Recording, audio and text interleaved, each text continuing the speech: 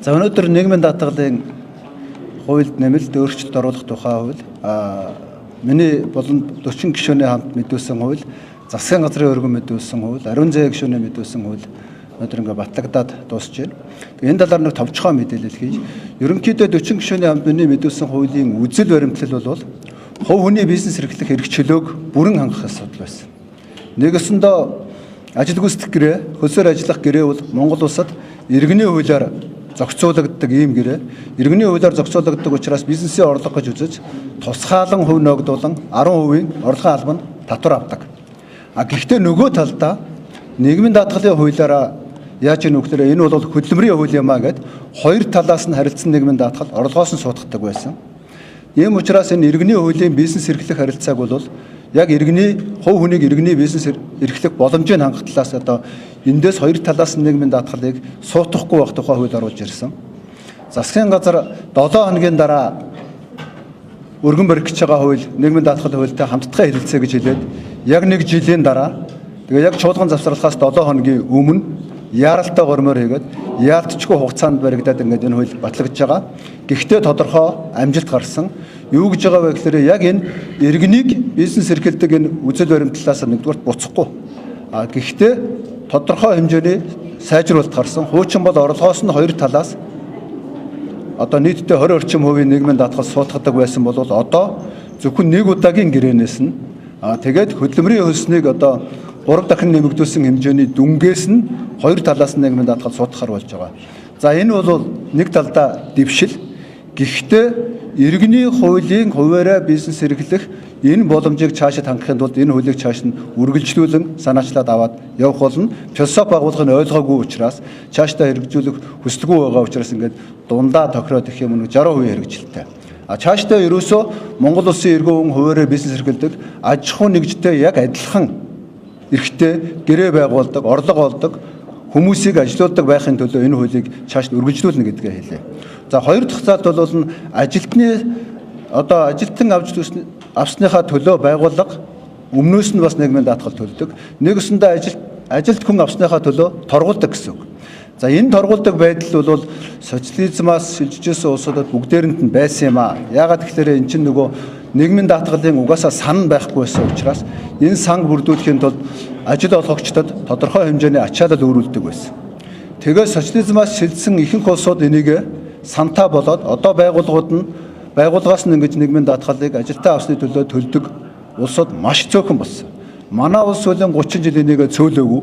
Харин ч энэ бол бүр байж байх ёстой зүйл гэдэг юм хатуу ойлгоцтой байсан. За бидний 40 гишүүнээ санаачилсан хуулийн дагуу энэ бол одоо цаашдаа буурах юм аа. За бидний зорилго бол эхний ээлжинд хөдөлмөрийн хөлсний доод хэмжээг 10 дахин нэмэгдүүлсэн хэмжээнээс авъя. Цаашдаа үе шаттайгаар бууруулъя гэсэн. За засгийн газар бол 27 онд 12, 28 онд 11% гэсэн. За энэ агуулгын хувьд бол том зүйл биш учраас болно. Ямар таач байсан цаашдаа иргэд бизнес эрхлэгчдийн хувьд юу гэж ойлгос төрж ийнэ гэхээр байгууллагаас төлдөг нийгмийн даатгал бол хөдөлж болдго юм байна. Ер нь цаашдаа бол төлөхгүй байж болох юм байна. Энэ бол нийгмийн даатгалын сан бүрдүүлдэг тодорхой хугацаанд тавигдсан зүйл болохоос биш цаашдаа нийгмийн даатгалын сан шударгаар явагдах юм бол байгууллагын төлдөг нийгмийн даатгал тэтгэмжид нөлөөлдөг юм а гэдэг энэ ойлголт өгж байгаа нь өөрөө ач холбогдолтой. Тэр ч тухайн энэ ойлголцыг дахиад буруугаар ашиглаад дахиад нөгөө хөнгөлөлт чөлөөлөлт болгож эхэлсэн. Жижиг дунд бизнес эрхлэгчдийн 3 ажилтныг одоо байгууллагаас төлдөг нь хөнгөлнө гэж байгаа. Ер нь татвар нийгмийн даатгалын хуулийг одоо ерөөсөө цаг хугацаа арга цаах байдлаар дандаа хөнгөлөлт чөлөөтлөлт байдлаар явж байгаа. Үндсэн философийн асуудлыг нэгийг ч оруулахгүй байгаа. Тийм учраас энэ хөнгөлөлт чөлөөтлөл бол дургүй байгаа. Гэхдээ цаашдаа энийг янзлаад явах ёстой. Яагаад энэ удаа дэмжсэн бэ гэхээр энэ байгууллагаас төлдөг нийгмийн даатгал хөдөлж болдго юм а гэдгийг ойлгуулахын тулд ямар ч үсэн энийг дэмжиж явуулаа. За 3 дахь асуудал бол унаа хоолны хөнгөлөлтөөс нийгмийн даатгал авдаг. Өнөөдөр бүх бизнесийн байгууллагууд ажилтан унаа хоолны хөнгөлөлт өгснөөхөө төлөө олгож байгаа. Унаа хоолны хөнгөлөлт бол үндсэндээ ажилтны орлого биш. Энэ бол ажиллаа хийхэд гарч байгаа шууд зардал юм. Энийг бол бүгдээрээ л ойлгож байгаа тийм ээ. Ажиллаа хийхэд бол хоол идэх ёстой. Ажилдаа ирэхэд бол унаангаар явах ёстой. Цаашдаа энэ хөдөлнө. Энийг дахиад санаачлаад явуулна. Яагаад гэхээр өнөөдөр эрх намар гэхэд энэ тухай хүмүүсийн ойлголт улам нэмэгдчих байна. Өнөөдөр төрийн зардал яагаад хөдөлж болохгүй өндөр байна вэ гэхээр төрд ажиллаж байгаа бүх хүмүүсийн хоол унаанаас нь нийгмийн даатгалыг хоёр талаас нь суудгаад авчиж байгаа. Байгууллагын зардал энэ хэмжээгээр өсөж байгаа. Энэ бол цалингийн бүтцэд өөрчлөлт оруулахаар цалин юунаас бүтдгийг, үндсэн цалин нэмэгдэл цалин гэж юу байх юм? Хоол бол орлого юм уу? Эсвэл шууд зардал юм уу? Унаа бол зардал юм уу? Орлого юм уу гэдэг асуудал цаашдаа яригдах учраас энэ асуудал хөндөгдсөн. Тэгээд дахин хэлэхэд засгийн газартай хамтран одоо нийгмийн даатгалын хууль батлуулахдаа зорилго юм бол ердөө 50% биелсэн. Цаашдаа энэ хуулийг үргэлжлүүлж хуваарь бизнес эрхлэгчдийг Монгол иргэнийг яг аж ахуй нэгжтэй ижилхэн хэмжээнд татвар даатгалын дарамтгүйгээр бизнес эрхлэх боломжийг олгохын тулд энэ хуулиа цаашаа дахин санаачлаад явуулна гэдгээ дахиж хэлье. Баярлалаа та бүхэндээ. Постэр дээр чинь нэг шүү дээ.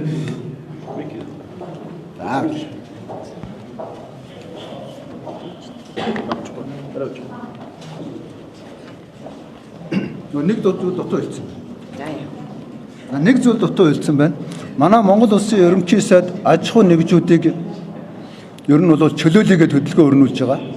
Аж ахуй нэгж бизнесийн орчныг чөлөөлөе гэж байгаа. Бизнесийн орчныг бол чөлөөлж байгаа энэ үйл ажиллагаа бол сайн зүйл. Бизнесийг хийдэг хоёрхан субъект байгаа. Нэгдүгээр субъект нь бол аж ахуй нэгж хэлбэрээр хийдэг. Хоёрдугаар субъект нь хувь хүн хуваарь хийдэг.